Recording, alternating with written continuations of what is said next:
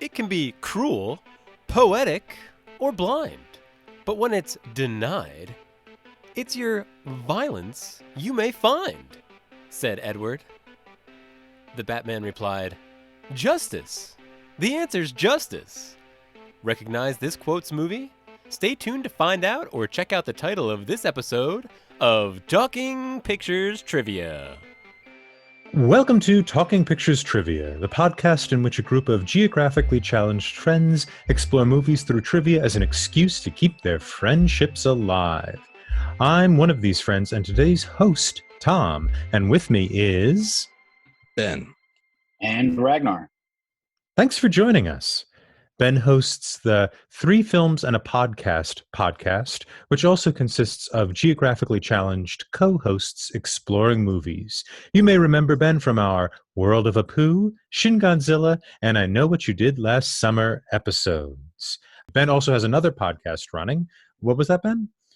The other one is 24 minutes of A24. We're just going through the A24 library and doing our best to talk about it in 24 minutes. We have never done it in 24, but fair enough. I can relate.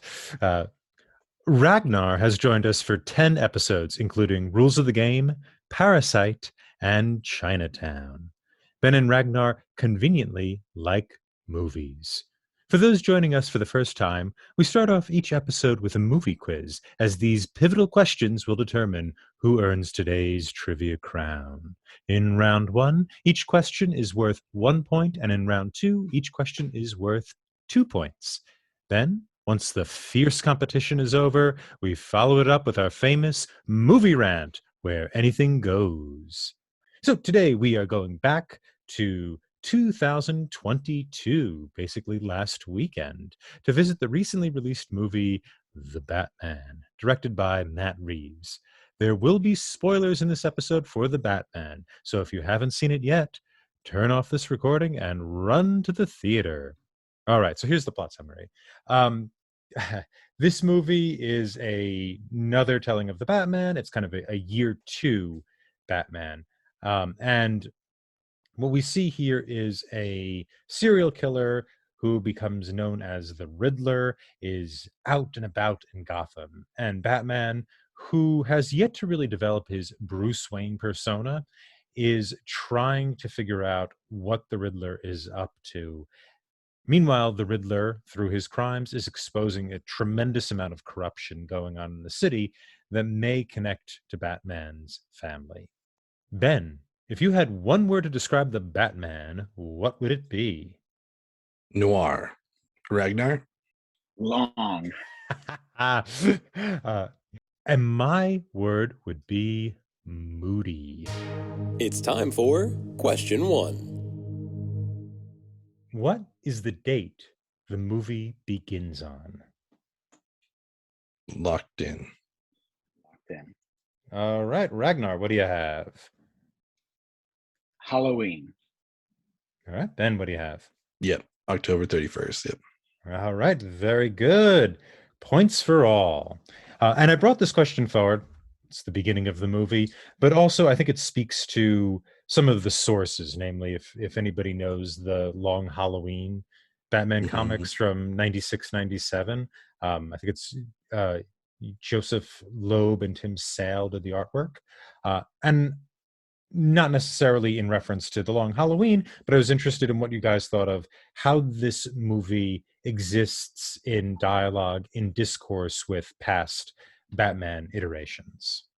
I liked the Halloween setup. I think it worked especially well here because it was, everyone's in costume, so you don't know who's, dressed up like the Bat just for fun or who's actually Batman, and same with the reverse, like who are the actual bad guys and who aren't. So it just left a real sense of wonder, uncertainty. We're not quite sure who is who and who's what, but I thought it was a great setting for this, to start out.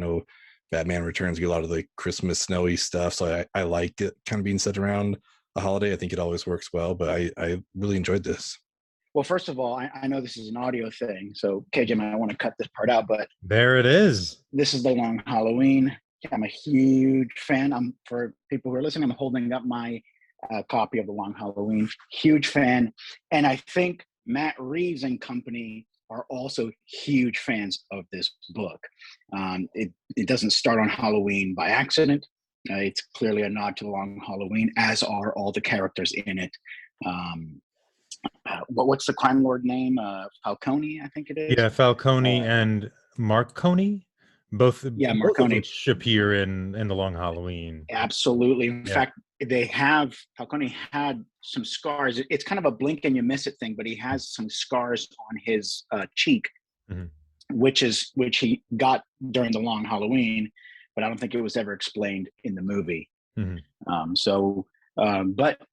besides that, what Ben said is absolutely right. I think the intro could be the best part of the movie. The Halloween, Batman talking to himself, or I'm actually writing in his journal. Just a great opener with a great tension, great noir feel. The shadows work is amazing. So I'm really, I was through the roof with the intro. Yeah, I like you, Ragnar. I'm a big fan of The Long Halloween, and I enjoyed how this movie looked towards the comics and kind of combined a few different things. The Long Halloween, and then I don't know if anybody's read Batman Year Zero. It was part of that New 52 reboot that I can pull off the shelf if you want. I'm just kidding. I like all the visual aids we're getting. This is awesome. Yes, exactly. yeah. I bring the visual aids to an audio only podcast. Yep, yeah. That's that's Ragnar. All right, he combines senses. Exactly. But yeah, I like those references to the comic as well, to those comics as well. There's also a huge debt in this film, and probably in all the Batmans since Tim Burton's, to both Frank Miller and Alan Moore as well, which isn't necessarily reflected in the plot, but certainly in the kind of the mood or the character there. I'd say I think Pattinson is, along with Michael Keaton, my favorite Batman. I think he's certainly the more interesting Batman. Really? Can you tell me why? It's a very soulful performance. For what you can get, right? Because I mean, he's covered in a leather mask most of the time, but he gets at this sort of distant, glazed over, kind of almost socially unintelligent person that he is. Like he reminds me a little bit of like Howard Hughes, right? You imagine that Howard Hughes had some of these tics, even though Howard Hughes had far more of a libido. And that he kind of plays there. And some people had complained that we don't really see the invention of Bruce Wayne in this. Bruce Wayne in other iterations tends to perform the role of playboy. He isn't really a playboy in order to distract. Pattinson's Wayne hasn't really developed there. There's no fine line or dividing line between him and Batman. And that inability to perform, I think, served him well. And he, played that throughout. Michael Keaton has a little bit of it. I don't mean to go on and on, but Michael Keaton has a little bit of it. I find his Batman very interesting. I'm less in love with the Christian Bale version. But what do you think of his Batman? I see your point, and I that's one thing I really liked about it was we talk about how Batman is the actual person and Bruce Wayne is the mask, so to speak. And I don't think any movie leans into that concept more than this one. Yes. Because Batman and Bruce Wayne in this movie are the same. They're both moody, they're both dark. And that's how he has been probably since his parents died. So we see a Batman that has not yet created the character of Bruce Wayne. At least we hope that's what they were going for, instead of just moody all the way through. That in subsequent movies, then he'll learn how to create this character, this Bruce Wayne. And he was getting there towards the end. So it's very much leaning into Batman is who this person is, and he has not yet learned how to separate that from Bruce Wayne. Yeah, seeing this, like, honestly, I was caught off guard by, I guess, like realizing how much I love the Playboy Bruce Wayne, because I left this movie kind of bummed out. Honestly, like, out of the three of us on three films, I liked it the least. It's still a really good film. Like, I had a good time, but I was just like, man, I guess I never thought about how much I enjoy seeing that side, the party thrower, the whatever, it's like, it's fun to see that, and having 3 hours with like none of that. It's like, wow, this is just like you said, kind of long. It's like that didn't feel like there was any switch in like the feeling or the theme at all throughout the whole thing, which obviously is intentional. And I've said it, we did a review about it. It's like, I know I need to see this again before I really like stick to my feelings 100% on this. But my initial thought as I was leaving the theater is like, I forgot how much I like love Bruce Wayne in the Batman movies, and it was just such a bummer to not see it at all. But I do think Pattinson played Batman really well. I'm excited. Like Ragnar said, like, I really hope in this next iteration, whatever, like we get to see him creating that character, because that is the alias for him. So I think it'll be interesting to see how he can like utilize that, especially with this one. Really kind of also felt like one of the first ones in a while anyways that hit home the detective in Detective Comics, and so I thought that was kind of cool to see. So I'm curious when this next movie, which feels like inevitable, which is awesome, but I'm like, I want to see more of the detective stuff, but also the creation of like his alter ego in Bruce Wayne. Yeah, that's a really good point. And I have to say, I also, of my friends, probably liked it the least. I think that the tedium, as you, or the length of the film, how you felt the length, I did too. And I think it's a really good point, Ben, that it's kind of dark all the way through. It really is unrelenting. You get one joke when with the cats, right? You get a lot of cats. Yeah. It's a really well directed beat. It's very funny. Um, but that's about it.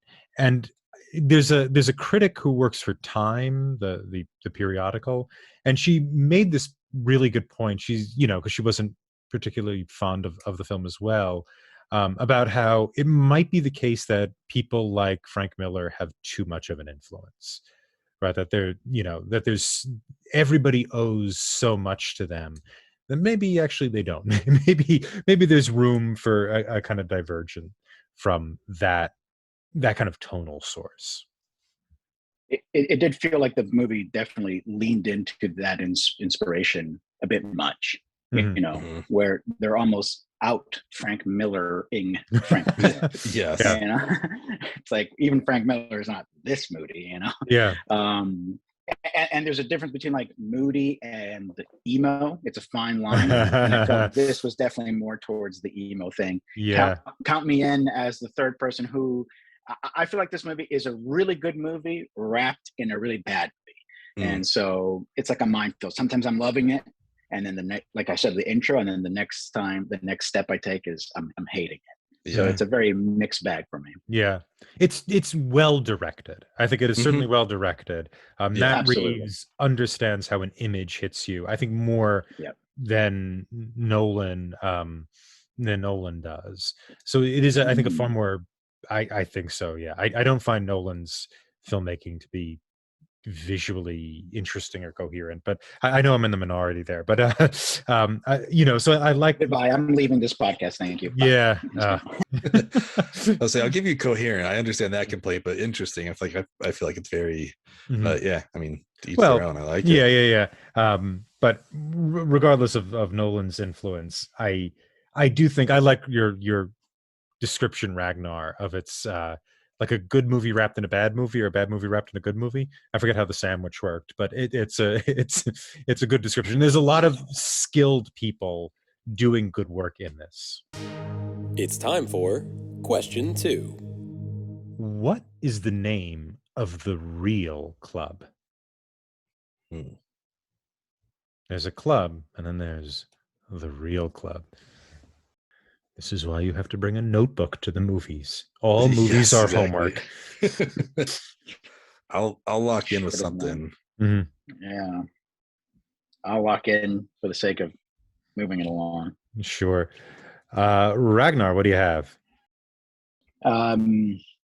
6 Feet Under. All right. And what do you have? I wanted to say something like 44 Below or something like that. All right. And Ben has it. It's 44 below. Oh, is it? Oh, Yeah. Oh, yeah. wow. 3-pointer from half court. Well done. Yeah. Yeah. 44 below. So I brought up this question to talk not necessarily about the Riddler plot line, though that's always open, anything's open, but to talk about both the mob plot line and the sort of sense of scene as well, because I think those two things, more than the Riddler plot line, intersect. The Riddler plot line. It's kind of hard, the movie is not quite as fresh in my mind. It's hard to untangle all the different threads in the plot line. So the Riddler, which at times felt like a little bit too much Joker-ish, I think was a great way to kick off the film. Like I said, that intro scene from him talking about he is the shadows through that first crime scene inspection, and he's slowly walking around the crime scene. I thought that was all great.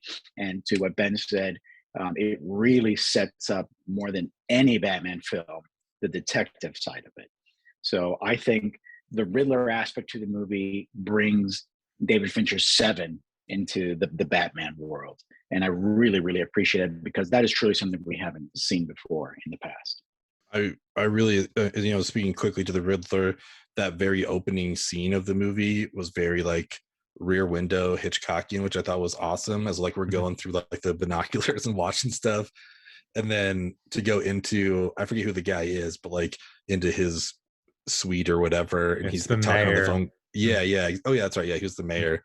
And he's complaining and stuff, and then like he just moves, I think, to the left or something, and all of a sudden like the Riddler's just behind him. I was like, oh my god, like that got me. I was like, oh, okay, this is the Riddler we're dealing with. Like I knew it wasn't going to be Jim Carrey, but I did not know it was going to be this. Like this was a lot. But speaking to the mob plot line, I think that's for me where this movie fell short the most. Like that's where I had the biggest issues with this, because I feel like if you get John Turturro to come be Carmine Falcone, like he's not gonna not be involved, and they're just like no, he's just like a guy on the side, like muscle for hire. It's like, I don't know about that, and it's like, I don't know, I just don't get. I mean, at the same time, they didn't bring in Peter Sarsgaard to like die in 5 minutes, so like they're not above bringing in big actors for certain things.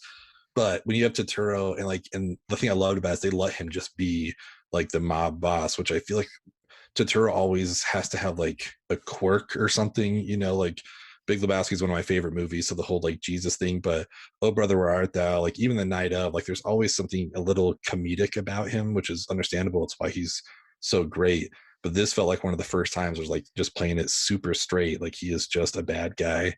And I don't know, like it felt like we were kind of circling around the Falcone thing over and over again. Like I know this is a spoiler thing, but the whole reveal of his tie to Catwoman, I was like, that was completely unnecessary to me. Like that, to me, like that didn't add anything at all personally. Yeah. Like I think I see what they were trying to go for, the ties to, Batman and Catwoman, but that connection, like it just didn't hit me like, oh, I get why she's so, tied to it now. It's like, I don't know. I don't know. It didn't really do anything, but it just felt like a lot of circling around like, oh, is it Falcone? Is it this person? Whatever.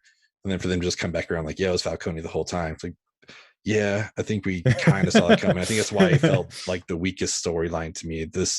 It was 3 hours, and it felt like we jammed so much stuff into this 3 hours. Where like, I kind of wish we just like stayed with the Riddler and Catwoman the whole time. I think it could have like gotten a whole lot deeper, but I'm always glad to see John Turturro. Yeah, that's a good point. I mean, it has kind of thematic punch, Catwoman's parentage, because these are all people who've been abandoned by fathers, and the city is the biggest father who abandons them all, that type of thing. But I get your point that there's not a lot, that it's pretty obvious what's actually happening, that he's guilty. It's going to be pretty obvious that Thomas Wayne is really not the bad guy that he's dangled out there to be. I think actually The Long Halloween, I know Ragnar, you've read it. I don't know if you've read it, Ben. It's been a while. Yeah. But it does this, sort of covers the same area, and it does it in a much more interesting way. It's much better. And I think it's the jamming everything together, like you're saying, Ben, stuffing this 2-hour and 98-minute or a 2-hour 58-minute film with this Riddler plot and also the long Halloween plot did distract. There's also another thing with the plot. Batman doesn't save anyone except Bruce I'm Wayne. so glad you brought that up. Yeah. I am so glad you said that. He is the He's worst an utter Batman failure. Yeah. ever. He didn't solve anything. He didn't stop anything. He Mhm. didn't help anything. He helped the Riddler, Yeah. right? I mean, he helped Yeah. the Riddler. So yeah, absolute terrible detective. Awful. Yeah. He figured out the URL, which is what the Riddler wanted him to find anyway. Thumb drive. Thumb drive. Yeah. Thumb drive Yeah. was funny, yeah. But the only person he saves is Bruce Wayne. And apparently, if you're related to Bruce Wayne, bombs are simply ways to get across the room. They don't damage you in any way. But that's a fine. very Yeah. lucky It's trait. called plot armor. Yeah, It's exactly. Very thick. Very thick. Very thick. Yeah, it's good transportation method. But yeah, I get your point, Ben. I do think that is that plot's the weakest. I will say I liked the sense of scene or sight, like that's the scene, the kind of Club 54 type thing that the club gave us. I thought Yeah. that was a lot of fun, and actually, I like their Gotham as well. Not with the same kind of love I have for Burton's Gotham, which I think is the best filmed Gotham there is. But I did like this sort of 80s New York, or what New York was going to be in 5 years if things keep up. Yeah. Yeah, going into the club, it was kind of funny. My girlfriend leaned over to me and she's like, "To the bat rave," and I haven't gotten that out of my head since then. It's like I was so angry at how funny that was. And I didn't think about it. So Why didn't I come up with that? Yeah. No, that was the highlight of my viewing of the Batman. But I liked that club. I actually really liked us like meeting Penguin and Catwoman that way. Like the first time he goes in, I thought that was like utilized pretty well. And then the drawback to be like, oh, there's the club inside the club. It's like, oh, okay, cool. That's interesting to know because all this seems so like wide open and stuff. So I really enjoyed that. I'll say like I think Penguin was my favorite out of the movie. I thought like he was pretty funny, like his whole like no habla español, like that whole thing when they're like trying to figure out El Rata Alada, and I like that. And then the funniest part of the whole movie to me is because he's tied up and he's like walking out after them because they're leaving him and he's like just doing the penguin waddles. Like that's like it's so slight and just like we're not like tied on it and like really hitting it home, but it's like it's just so funny seeing him do that. It's like that's awesome. That's exactly what this needed. So I enjoyed Colin Farrell quite a bit in this. I liked his character, and I think maybe that's what I wanted more of. It's one of my other complaints too, and it's hard. Like he has a ton of great villains. I think him and Spider-Man are just like they have all the best, rogues gallery, so to speak. But it was also weird, kind of like we didn't meet anyone new. Like all of the bad people in this movie, like we've seen in other movies, obviously different versions of it. But I was like kind of hoping, maybe I don't know, maybe in the second one we'll get somebody different. But Colin Farrell he was great to me. I thought he was having a good time. It seemed like. Yeah, that's a good point. He was having a good time. He was enjoying the role. To me, it felt like I agree 100%. Penguin was the best actor in this movie. Colin Farrell, sorry, as Penguin was the best actor. He was doing like a Robert De Niro Penguin mix kind of thing that really worked. And I might be in the minority saying this, but I thought Catwoman was not only poorly casted, but poorly written and should have been completely taken out of the plot. I think the whole "he's my father" thing, it's adding too much complexity to an already bloated plot. It's just I think this should be one of the first movie, maybe the first movie that the director's cut is 30 minutes shorter rather than 30 minutes longer. Yeah, I was really hoping they would save their romance for the second movie if they were going to do it.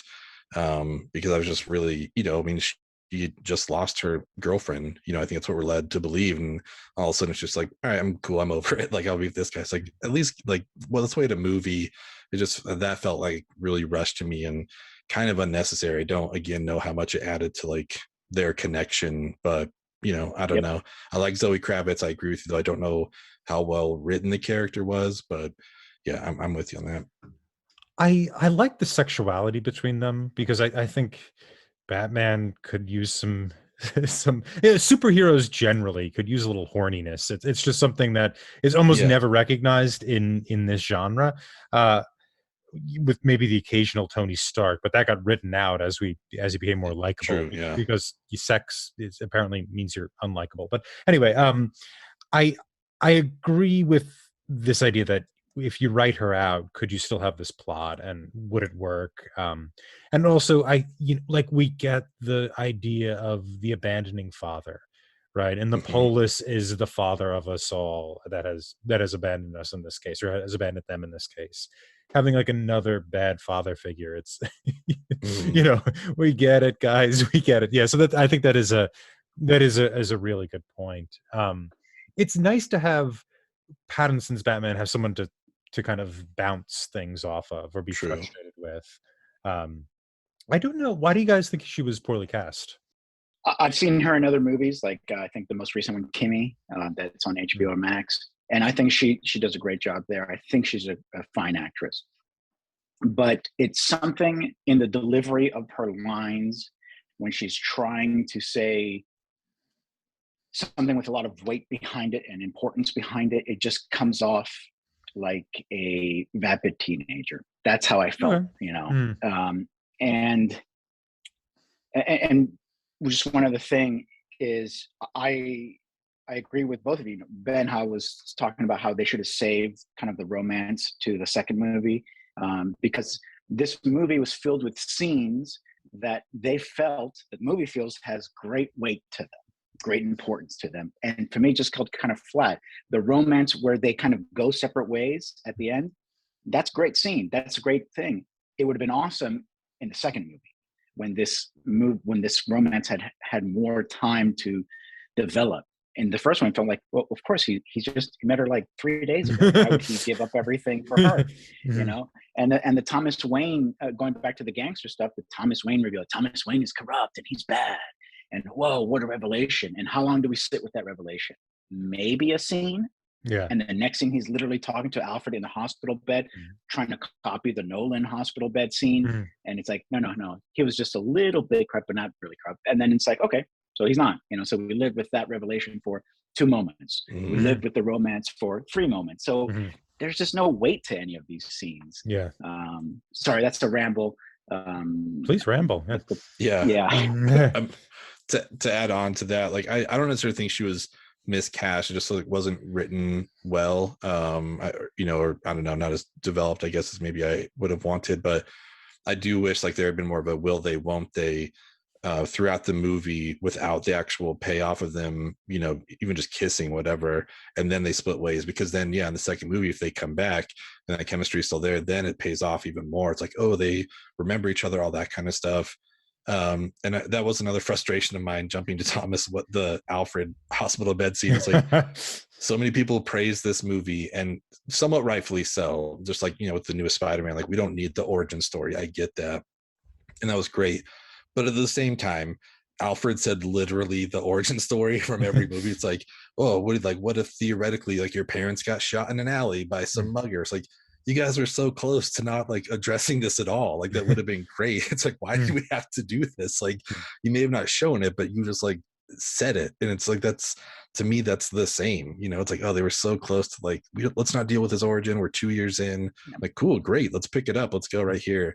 But then still we have to be like, I know they didn't say it, but they might as well have said like, what if her pearl necklace shattered on the ground? It's like, okay, man, like I think we could have done without this. But I don't know. Again, like I don't necessarily have a problem with Zoe Kravitz. I think it's a lot more in the writing, but maybe just like Bruce potentially in this like sequel, maybe she'll develop more as a character. There might be some more, I don't know, gravitas or whatever to her feelings and all that kind of stuff. And with where she leads off to, like, I think that could be an interesting second movie. Yeah. It's another example I think that's right. Yeah. It's another example of Bruce Wayne not figuring something out. Somebody comes in and tells him. And I'm not entirely sure why Alfred didn't tell him this before. right? Like, Yeah. wouldn't he have asked, do you know anything? Was there any?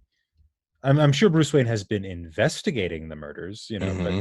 it sort of, yeah, it just becomes exposition dump. And it's also a really good point on your part, Ragnar. None of these scenes are allowed to last very long. So I think the visual storytelling is usually pretty interesting. Um, nothing nothing from the dialogue has any kind of real weight. I think we literally live with him walking down the hallway takes longer than the amount of time we live with some of these revelations. Yeah. So, There's just one after another after another. It becomes sort of, it's Agatha Christie if Agatha Christie was really serious, which is not a good way to do Yes. Agatha Christie. All right. After round one, we have Ben in the lead with 2 points and Ragnar right behind with 1. We will see you after this word from our sponsor.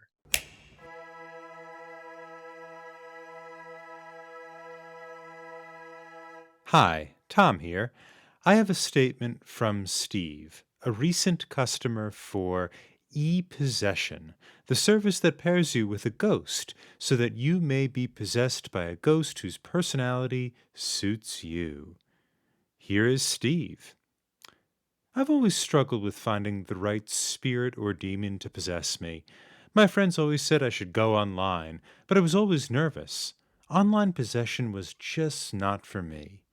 Then one day my friend introduced me to e-possession, and my possession needs were met. My demonic possessor is named Akkadian. He is a Sumerian god of the underworld responsible for moving and maintaining the dark pits of the underworld. Akkadian is a great guy. I mean, we did have to work out a shared diet. He's allergic to dairy and gluten, which is fine. It's fine. I'm a little annoyed by his insistence on listening to vinyl records over everything else. I mean, YouTube is fine, or Spotify, that's okay as well. Everything doesn't have to be vinyl. And also, he really likes to have a man bun. Like, I had to grow out my hair and put it in a bun to make this guy happy. And also, his pants are either like too big or too tight. But you know what? It's fine. It's fine. I can live with all that because I have finally found a demon or spirit that will pair well with me. Thanks, Steve. And thanks for telling us about your first time e-possession. E-possession. It's the possession service for you. All right, and welcome back to Talking Pictures Trivia. Now we have questions for our guests that we ask every week, and we will start with Ben. The question is, if you had to write a sequel to The Batman, and we're almost certain a sequel is being made as we speak, what would your sequel be? Well, as I established last time we talked on Clerks, this is a weak spot for me. I'm not great at doing this, but I am kind of curious to see what I feel like should have been the post-credit scene of the Arkham meetup. I'm curious to see where they take this. I think that'll be kind of interesting. I think that maybe what Nolan originally wanted to do with Dark Knight Rises, if Heath Ledger had, lived, and I think that was going to be part of like that third movie, and that would have been really interesting. So I'm curious to see what they do with those two. But more than anything, if we're going to go realistic with these characters, having just rewatched Batman and Robin, I actually really want to see a very realistic Poison Ivy. I want to see someone who can use like the organic stuff to like, I don't know, I guess just like mess with people to, have her evil ways and stuff. I think that'd be a really interesting character. Like, how do you combat that? I think that would really open up some of the detective stuff of having to actually like learn how to fight this stuff and counteract and everything. So I don't know what the movie is. I just know that I would love to see their take on a realistic Poison Ivy and the havoc that she could wreak. How about you, Ragnar? What would your sequel be? so I thought about that. I feel like the Batman, this what's undoubtedly going to be a series, kind of blew their wad a little bit early in terms of Nolan waited until the third movie to have a city why the nuclear bomb thing. It's hard to go above that. So the Riddler flooded the city.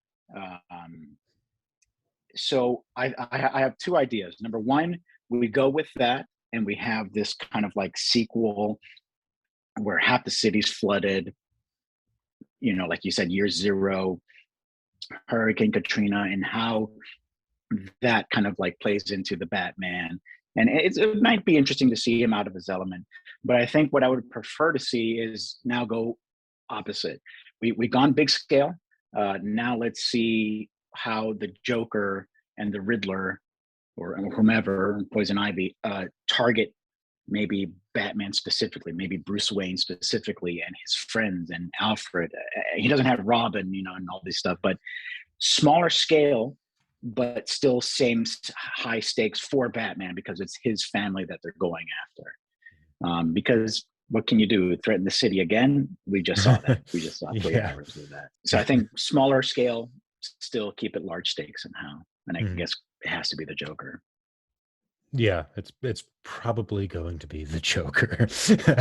I think this movie, or the next movie, would lose a lot of money if it didn't feature the Joker. And I thought he looked kind of goofy, the Joker. He looked like he had a really like a rooster hairstyle. Yeah. I don't know.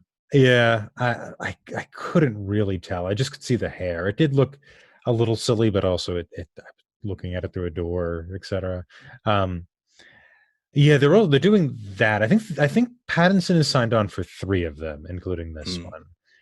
Okay. And they're also just greenlit the Penguin television show with Colin Farrell on HBO. Really? There's a Penguin television show. He's going to be doing about him. And they were doing the Gotham PD show as well. Like there's already 2 TV shows coming from this. Oh, really? But they're switching up the focus from Gotham PD to Arkham Asylum, is what the most recent reports say. So, and it's supposed to be in this universe. Yeah, like Colin Farrell's signed on for the Penguin thing, and Jeffrey Wright signed on again when it was like the Gotham PD. I'm sure he'll still be involved, but he was signed on for that too. So maybe they're trying to go that Disney Plus route where like, let's do some TV shows that tie into our movies. So we'll see. I mean, I don't know. MCU did something no one else has done, and DC just still seems trying to catch up. It's like, all right, let's try what they're doing. So I'm curious to see how it goes. I really like your idea of like, let's just make it about Bruce, Bruce, because I think that will like make him create that character of Bruce Wayne. If the attention is all on him, it's like, okay, I got to create this alias, like maybe to get some of the heat off me or whatever. He's got to be really philanthropic now and just like get on the city's good side. So I think it'd be really interesting. I like that. Like, let's just target him, because the first Batman Begins, like there's kind of on him, and Scarecrow putting that stuff in the water, but it wasn't like we're blowing up the city this time. Like you said, Tom, like they waited for the third one to get really kind of nuts with it, and in this one, it's like first movie, we're drowning everybody. It's like, okay, cool. Like where are we going from here? Like what do we do now? Exactly. So, like what, we're going to kidnap the president next? Stop that. Yeah, it just gets silly once it gets out of the city. Yeah, this is not National Treasure 2. They can't kidnap the president. Exactly. There's limits, Ragnar. Limits. Not to Batman. It's time for question 3. What is the Riddler's first pun? Ooh. I don't know if it was the first, but I'll lock in with one. Locked in. Okay. So, Ragnar, what do you have? I'm not going to get it exactly right, or right at all, but I remember something along the lines of, what does a liar do when he dies? He lies still. I don't even know if that's a pun, but that's the only thing I can come up with. All right. And Ben, what do you have? That's probably right, but I was going to go with thumb drive. I thought maybe that was the first one, but I think it was a little further into the movie. Ben actually gets the points. That's the pun, not the riddle. Yeah. It was what does a liar, what does a dead liar do? He lies still. Which is in I think it's the first riddle. Right? Yeah. That's the first riddle they get. In the card, that's the only thing I can think of. Yeah. And I mentioned the thumb drive earlier. You did. Yeah, so I know. I wouldn't have remembered it if you had talked about it earlier. I almost subbed it out because I'm like, well, they'll all just get it, and All right, so let's talk about. So I brought this question forward to talk about Paul Dano's Riddler. We've touched on this a little bit, but what did you guys think of the performance? I mean, that like the arc and meetup between them was so great. Like, besides that whole Colin Farrell thing, like right around that thumb drive moment, when they're interrogating him or whatever. I think the other best part of this is just how committed Paul Dano was in the Arkham face to face. I loved that scene so much. Like he just was, I don't know, he just owned the screen during that whole thing, and I just could keep watching that because he was so unhinged. And we got to really see that in the character, like when Batman doesn't buy into what he's doing, like he kind of freaks out. He's like, wait, no, I was doing all this for us, like what are you doing? Like, and he's just kind of losing his mind, like, no, this was all for me and you. So I really enjoyed that aspect of it. I liked how much we didn't get to see him, like even in the diner, like when he's doing the turn, they still like cut the camera one more time before we actually get to see his face, just to like tease us one more time. I was like, all right, that was cool, I like that. Like I was surprised how late into the movie that happened, since they put that in the trailer. Like I thought maybe early on it was going to be maybe like a Silence of the Lambs type thing, like let me go talk to this person and figure out what the riddle is and then I'll go out and solve it. I thought maybe that's what they were going to go for with the Riddler. So the fact that it was like so late into the movie that happened, but I still think it paid off really well. I liked I didn't like them, but the storyline of essentially all these guys who feel like marginalized and stuff, and it's like, we're gonna go kill all the orphans and stuff like that. I'm like, I buy that, I see that. Like I think there are unfortunate echoes of that in society today, so I totally buy this storyline, unfortunately. And I see why the Riddler like had that influence and all that kind of stuff. So I think Paul Dano was great. I mean, this was honestly like just as different for me as like Jim Carrey. Paul Dano is the same as like Jack Nicholson and Heath Ledger. It's like, how's that guy gonna do it? And then he does it, like, okay, yeah, that was really good actually. Like he did a really nice job, and all in the storytelling and everything. But I'm here for Paul Dano. I thought it was awesome. And I like that he's alive, and I hope we get to see him in this next movie. Yeah, 100%. I mean, Paul Dano was one of the highlights of the movie. He has a history of being creepy, a long history of being a creep on screen. And I think it all stems from his work in There Will Be Blood, directed by Paul Thomas Anderson, where he plays he goes out of his mind with Daniel Day-Lewis. So that's probably where he got his elite level acting, creep level acting job.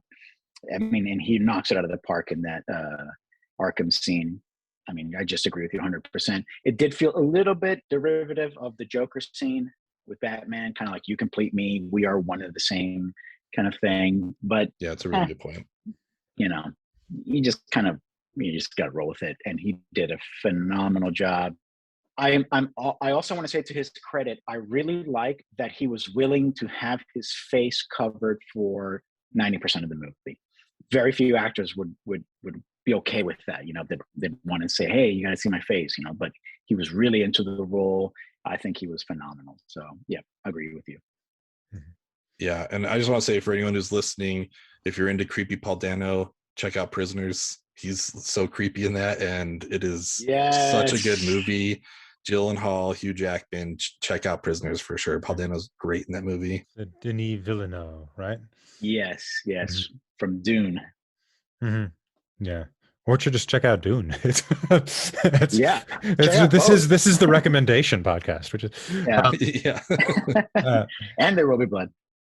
Yeah, I think I'm not in as love with Paul Dano as the rest of you guys. In general, or in this movie?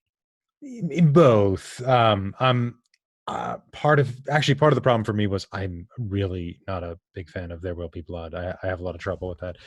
He's apparently, I have not seen it, but he's apparently, you're fired. Yeah, I know. Ragnar has been trying to fire/kill me for a few years now. Eventually, I'm going to find out where you live. yeah, I know. Well, bring it. But he's apparently fantastic as the Beach Boy. Oh yeah, yes, Brian Wilson. In Love Brian and Wilson, Mercy. thank you. Yeah, Yeah. That was an unexpected treat. Like I put that on, I think, on a plane, and I was like, all right, I'll see what this is all about. And he was great. Yeah. There is that thing with, the like you were saying, the kind of Joker, we are the same, that type of thing with the Riddler. Um, I would say the one thing I did find suspenseful was I did think he was going to reveal that who Batman was. That had a bit of tension. So did he or did he not? Was he just saying the word name Bruce Wayne? No, he was And just he was just saying Bruce Wayne. He thought Batman okay, was like on his team, and like the embodiment of everything he okay, hated was Bruce Wayne. Um, okay, that was cool. That was cool of him. yeah, Yeah, because because that's and I think Pattinson, that's one of his finer moments, having to deal with that. Um, you know, uh, that's it's it's a nice little touch, and it is one of the few things in the movie that does have actual suspense. Yeah, I think the theme, though, and I know movies aren't just themes, but the theme, though, of like Batman is is a hair length away from being one of these people is far more clear in this. It's also maybe a little too clear. Like, if they really hammer it home, especially in that last line of the shooter who, says, "I am vengeance," blah blah blah, like Batman uh, says at the beginning of the movie, and maybe that's possibly the same person he beats up at the beginning of the movie. I couldn't tell, but that's what I was thinking might happen. But anyway, it really doesn't matter. The point is that Batman has to, like, whatever, evolve and not just be angry anymore. Which, I don't know, kind of is a little lame. It's a little lame. I think super lame. yeah, it is. I mean, the thing with, so I will say it 1,000 times. Nick, our normal co-host, hates how much I talk about how much I dislike Nolan movies. But something Nolan does really well, I think, and that's in the script, is that what makes Batman and Joker different is actually really interesting. Batman isn't a hair length away from Joker. He is a sort of a transcendent symbol of the city itself, and what the virtues of the city are.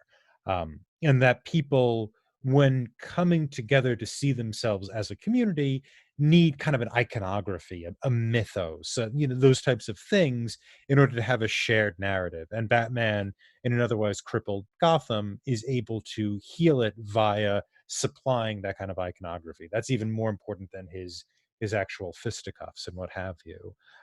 And the Joker doesn't really understand that, though he knows how to corrupt it. Right? Anarchy is the opposite of this.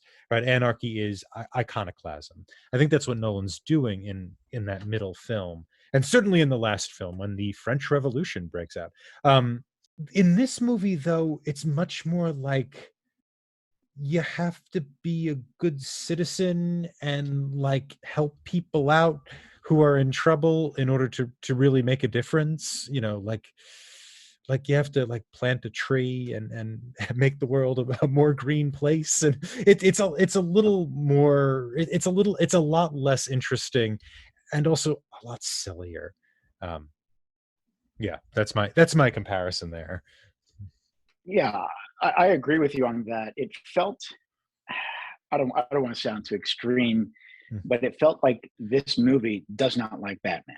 Yes, yes, Am yes, I wrong? yes. I mean, you No, guys no, felt something no. like that? Because like Absolutely, absolutely. That's a great way to so put it. he I don't yeah, I truly don't think this movie likes Batman Mhm, because they make him out to be a moody, fumbling fool that cannot solve any crime, mhm, that cannot stop any villain, except for at the very end, once maybe solves the.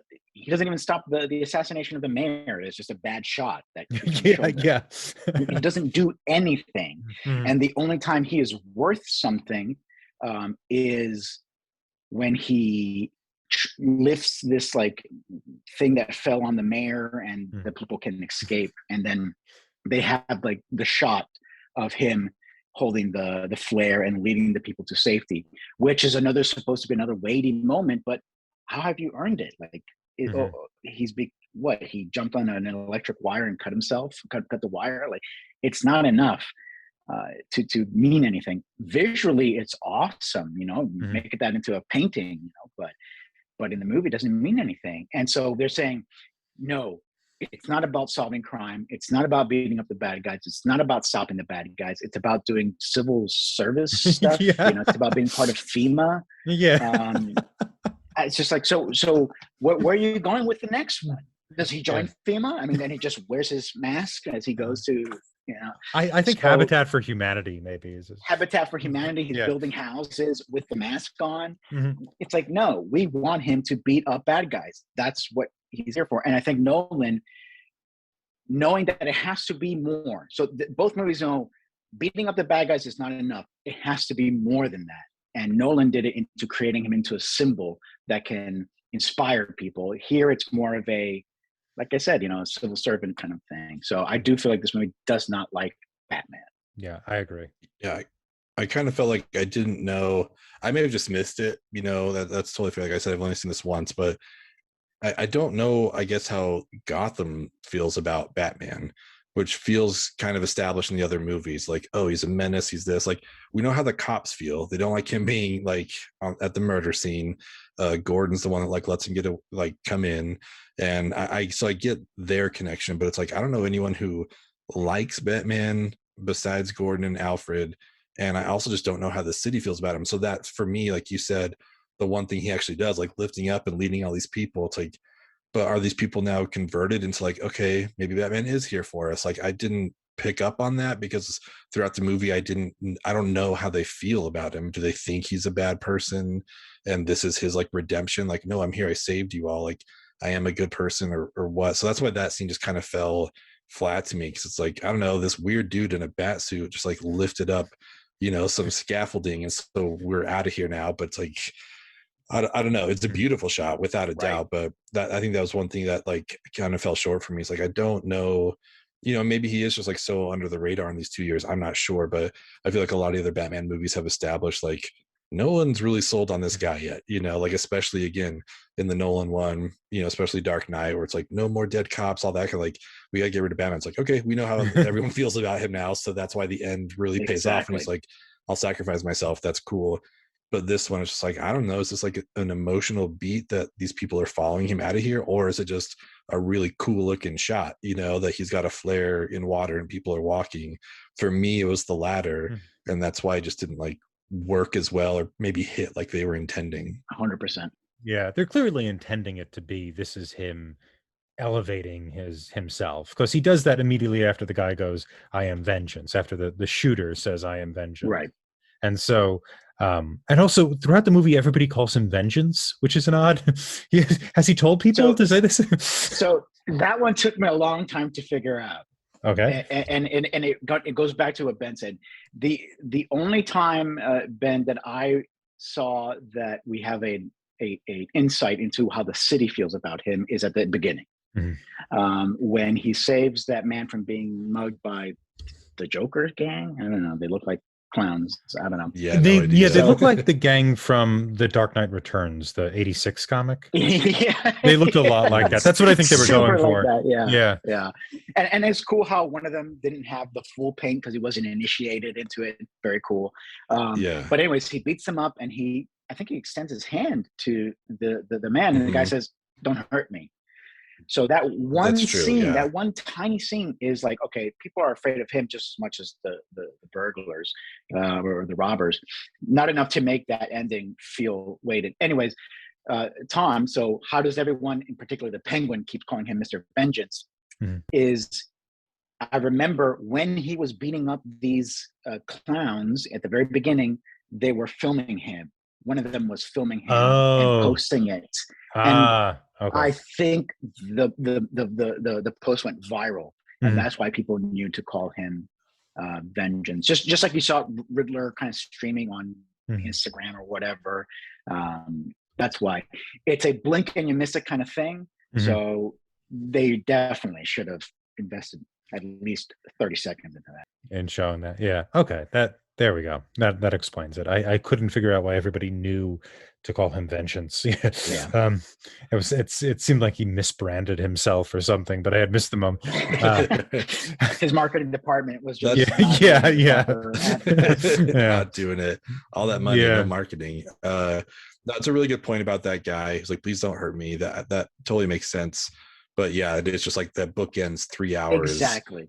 And it feels like there's not much else in between there to like remind us of that. Like, again, like I take responsibility for like completely forgetting about that. But I will say that I did enjoy that at the beginning, though, that the bat signal and just all these looks down like dark alleys or dark doorways. I'm like, that's kind of cool. At least the bad guys know like to look out for him.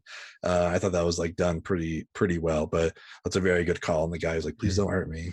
Yeah, which I think that moment does have a weight when he says, please don't hurt me. That's interesting. It's just sort of, then there's 3 hours of it. So here we are at the final question, worth 2 points. Ben's in the lead with 4. Ragnar is right behind with 1.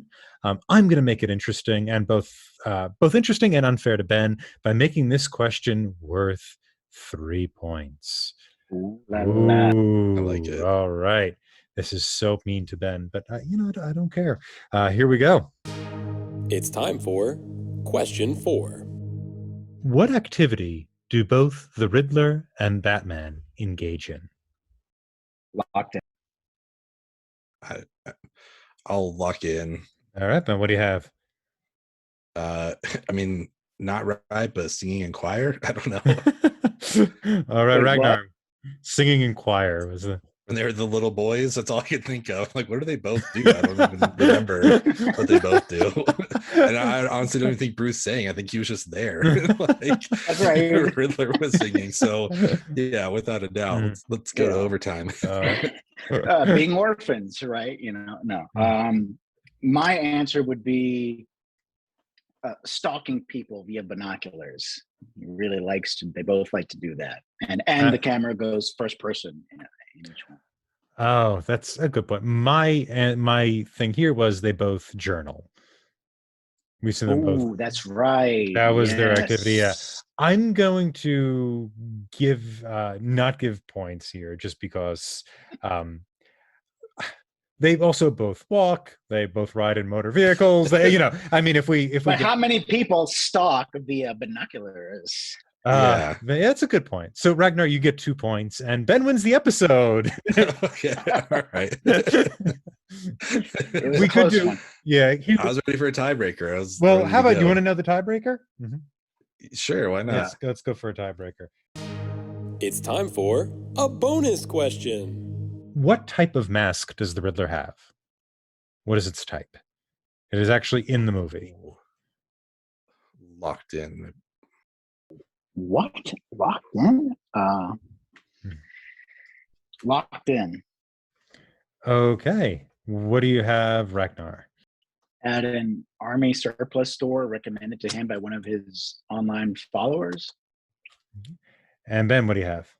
Yeah, I'd say, isn't it like a winter's hunting mask or something along those lines, I believe? All right. It is a winter combat mask is the brand. So I think that's pretty close. It was on that it's supposed to be 4chan, I think, but that website where the one of the persons said, where do you get the mask, or what type of mask is it? And he says it's a winter. And hunting is like a one-way combat. Yeah, it's one person has a gun, one doesn't. Yeah, so I suppose very lopsided combat. Yeah, I suppose that is the slothful Spartans combat. All right, so bringing this last question here to kind of wrap up the movie. I think we've talked a lot about it. We've talked a lot about the relationship between Riddler and the Batman, and so therefore we'll turn it over to the kind of larger picture. Any other kind of big thoughts about the film? Small thoughts? Some other characters we haven't touched on, like Alfred or Gordon. I think we spend most of our time talking about what we don't like about this movie, and validly so, because there's so much not to like in a 3-hour big blockbuster film. I think it was poorly written, but really well executed. And one of those executions that I think is just spectacular was that car chase scene. In particular, the ending when from Penguin saying, I got you, and then you see the car coming like like a bat out of hell. And then Batman walking up to the Penguin upside down with the fire behind him. Spectacular. That's the stuff of A+ Batman movie. Unfortunately, it's everything that connects those scenes that was not very good. So I did want to tip my hat to the technical aspects, the cinematography of this movie. That cinematographer also did the cinematography for Dune. So that's why it looked amazing. And I think a missed opportunity, I did say that I think Catwoman should have been cut. I stand by that because I feel there was a better relationship that a relationship that could have been developed that would have led to better results. And that is between Gordon and Batman. I think if they had really dug deep into that, why does Gordon trust Batman so much right at the beginning, where he's willing to let him come into the crime scene against everybody's wishes? There must be a reason. And it's not because of his detective skills, because we've established that he doesn't solve anything. So exploring that, and they clearly have a connection there. I think that would have been far, far more rewarding than you have to have a romance, you have to have the scene at the end. I'm going to do a deep cut here. There is a scene in a Batman comic book called, I forgot what it's called, but there's a big earthquake. It doesn't matter. But the point is, Gordon has been complaining that he doesn't know who Batman is. And at the end of it, Batman, after saving his life, takes off his mask to show Gordon who he is. And Gordon kept his eyes closed. And he says, I was wrong. I don't need to know who you are. I already know everything I need to know about you. And I think that something like that, I've been waiting for a great moment like that to happen on the screen. And I think this movie could have had something like that, but they got Catwoman instead. So that's it. Very technically gifted film, poorly written. Yeah. Speaking of the technically gifted, again, you're right. Batmobile cinematography, all that's great. The score, also awesome. Michael Giacchino, he did a great job. I really enjoyed it. But it is funny because that was my one thing I wanted to bring up too, was Jeffrey Wright.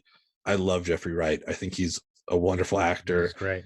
I had a really hard time with him as Gordon for some reason. And I don't know if it was their relationship, which again, I think really could have been developed some more. Cause I don't know. I just had no idea, why is he letting him in? And we don't get any insight as to why that is. Where at least, and maybe it's unfair to keep comparing it to the Nolan, but I mean, that's the last time I think Batman was done really, really well. And we get that with that Gordon, he proves okay, I can trust this guy, whatever, but we just haven't seen that yet, which is fine. But we're also 2 years into him being Batman. I feel like Gordon would be more solidified and yes, we can definitely trust this guy. And I think he's more just I think he'll help us figure this out. I don't know for sure, and so many of the riddles and stuff.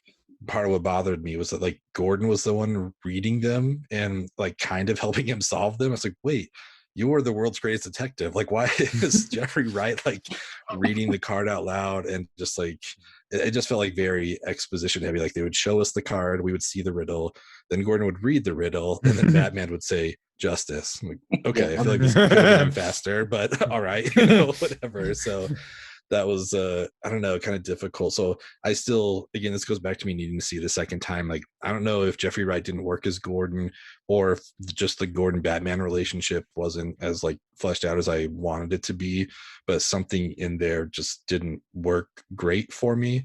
But one thing that did work great that I think is really risky is voiceover, and I think they paid it off well in this movie, with the journaling and stuff. It made sense.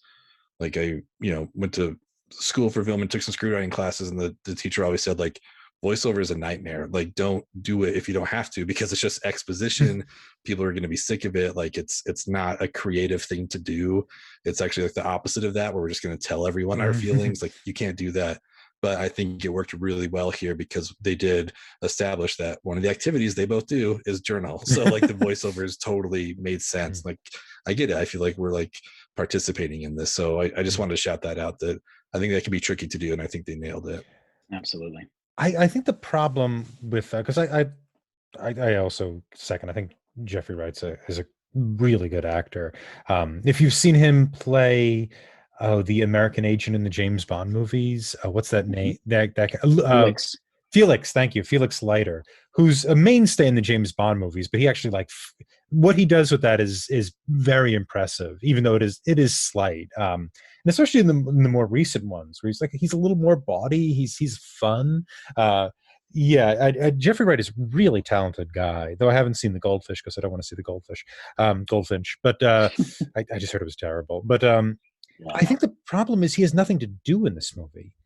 He follows Batman around. What do you think? And Batman tells him what he thinks. And now we know what Batman thinks, or what the clue is supposed to mean, or things like that. I mean, he doesn't have a tremendous amount of agency. He doesn't have that much to do. I think if you cut him, what would you lose? Right. Right. I mean, and you could cut the whole scene where Batman's in the police station and Gordon helps him out by getting hit, and Batman flies off the roof.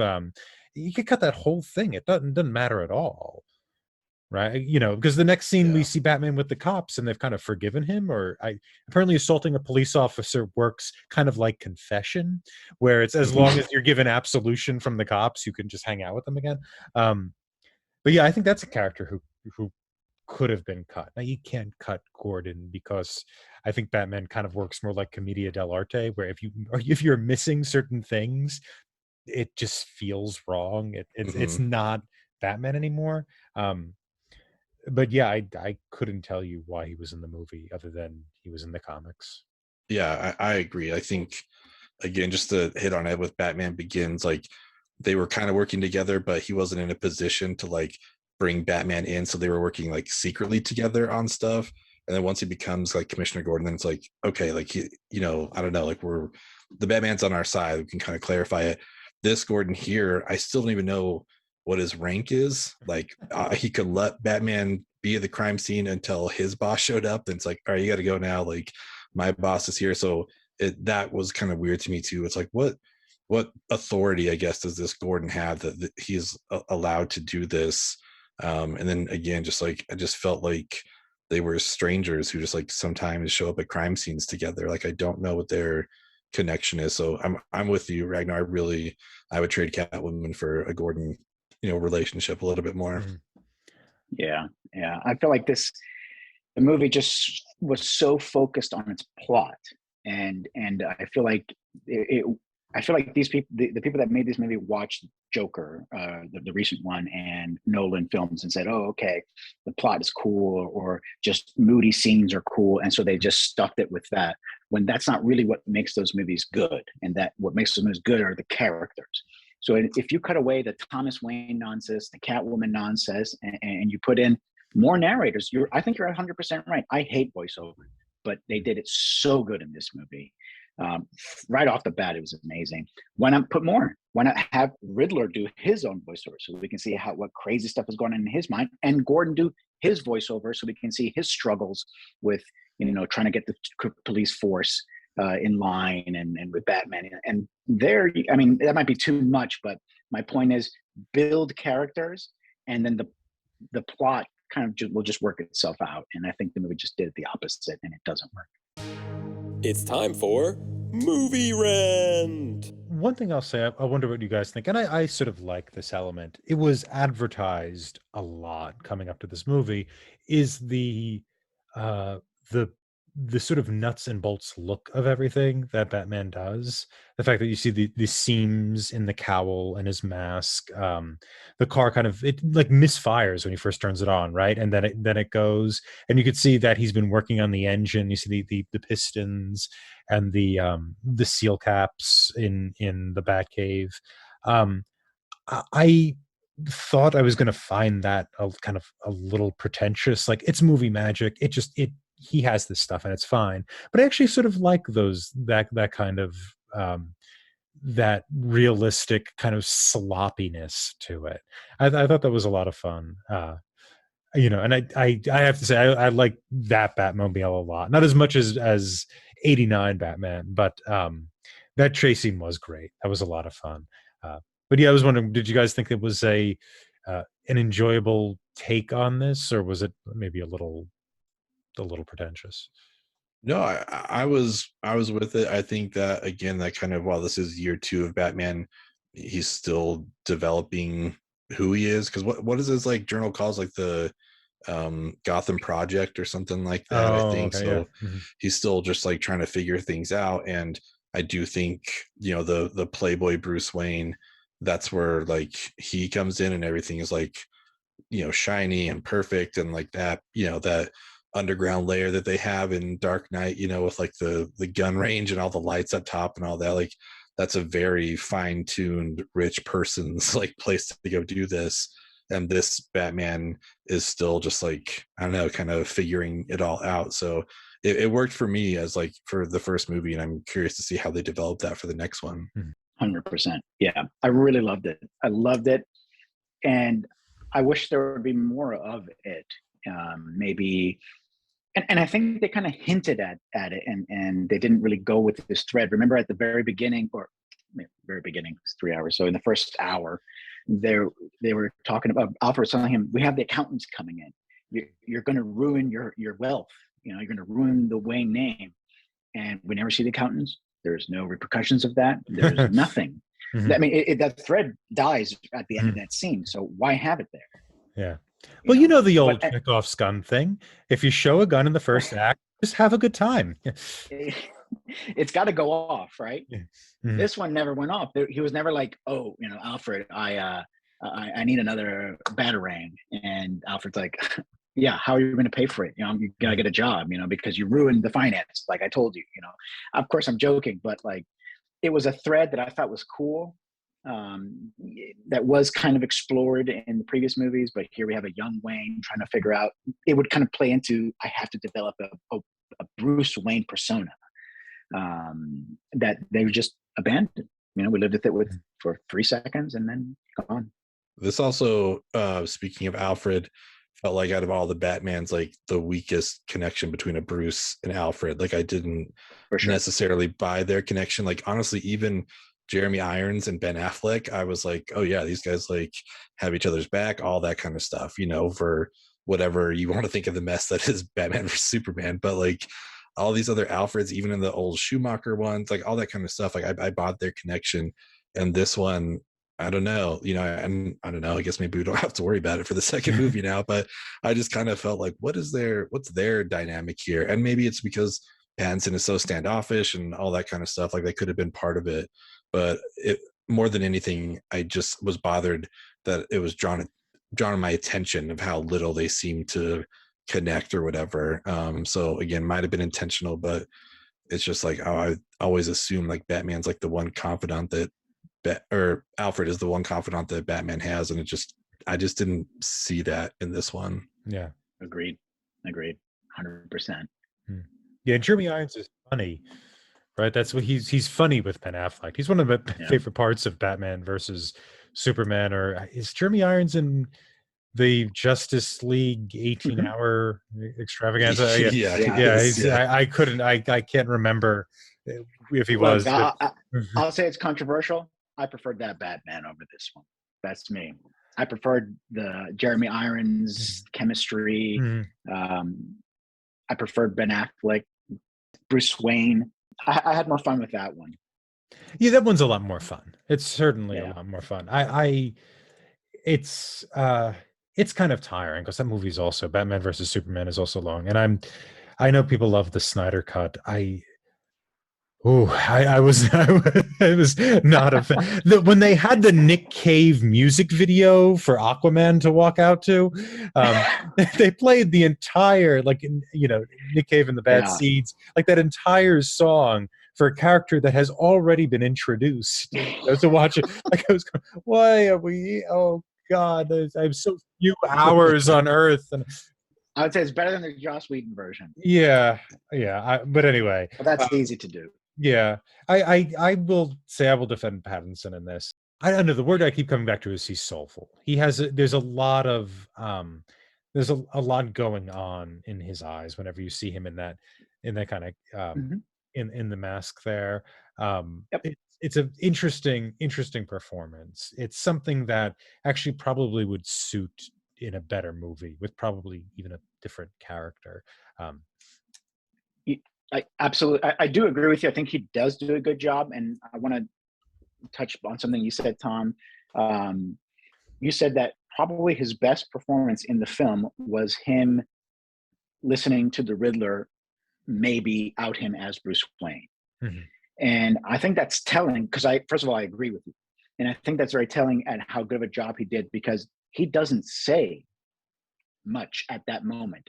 Mm-hmm. He has to portray a lot of emotions with half his face covered, right? Mm-hmm. And he does a great job of doing that. So yeah, under the cowl, I think, this part of his face, the lower part of his face and his eyes, he really portrays and displays a lot of emotion more so than probably any Batman. Mm-hmm. My one quibble is when he was the stupid scene where he kind of pushes the table and has to draw everything out on the floor. When he was pushing that table, I was like, that's the guy that's supposed to be beating up all these people. Yeah. I mean, he looked like a scrawny kid, so Mm-hmm. it's like, there must be some really padded bat suit there because this guy is not beating anybody up. Yeah, he was a little more ripped in Twilight 2 or whatever. Which one was that? Is it the New Moon? Twilight 2? I never saw those. Oh, I saw the first 3. Yeah. I invested time in that. Not as much as in the Justice League, but close. I think he just keeps injecting that Bane venom that he did at the end, and that's where he gets his like adrenaline to do stuff. Yes, Yeah. that's totally the Bane venom. Yeah. That's probably going to be the sequel somehow, or the third part. Mm-hmm. It'd be interesting to see, if they could develop that into something. Because that was just like out of nowhere, like, okay. And totally it was like neon green. Like, this doesn't go with the whole palette of the film at all. Exactly. And that's kind of what I got thinking about. It's like, is this going to be like weaponized? Like, do they find whatever the recipe is for this? Then like that's how maybe Bane comes to be. Like, I don't know. I'm kind of curious, but yeah, that's kind of what I thought of when I saw that. But again, I was just coming off Batman and Robin, so that's all I could see. Yeah, it's actually just monster energy juice. It's nothing exotic at all. Yes, exactly. If you put it into your vein, you get that result. He can't stomach drinking it. It's too terrible. Yeah, so I know. Injected instead. Yeah. That's how he gets his coffee. Scratch his throat with all that carbonation, just inject it straight in me. I'd like to once again congratulate our winner of the week, Ben. Ben, did you win the Clerks episode? I think I did. Yeah, this has been a solid 24 hours for me. Very good. Yeah, he's taking it down. Imagine if there was an actual prize that went along with it. You can find more of our content wherever you listen to podcasts on our YouTube channel, Twitter at Talking Studios, and our website, talkingpicturestrivia.com. We're extremely grateful to all of those who subscribe, like, follow, and leave a review. What other new releases would you like Talking Pictures Trivia to cover? Let us know on Twitter, talkingpicturestrivia@gmail.com, or give us a call at 201-467-8679. Thanks again, Ben and Ragnar, for joining us today. Yeah, thanks so much for having us. Ragnar, it was nice to finally meet you. Like, I've heard your episodes. I keep seeing your name on there. It's like, I have no idea what this person looks like, but I'm excited. So I was honestly honored to be on this episode with you. This is awesome.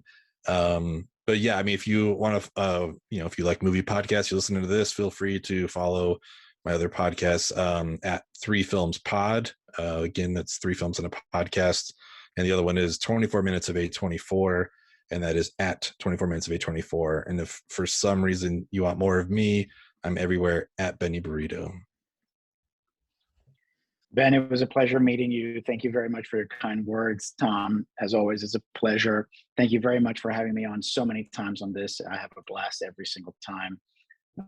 So just thank you. I'm very grateful. Yeah, thank you guys. It was great. And I think this is our first 3 time zone podcast, if I'm not mistaken. Oh, nice. Yeah. That's awesome. Yeah, New Orleans, Connecticut, and Utah. Right? Yeah. Mm-hmm. I got 9 p.m. That's awesome. I got 10. At 8 o'clock. That's why I was running late today. I just got home from work. So very good. We always end on a strong note. That's what I was saying. You can find me on Twitter at ThomasLehman15. We have, I'm not entirely sure when it's released, a B-side KJ and I did on what is a canon. Does Batman have a canon, or is this working in a different way? That type of thing. So check that out at Talking Pictures Trivia B-side. I hope you enjoyed this Talking Pictures Trivia new release. We hope to do more of these in the future.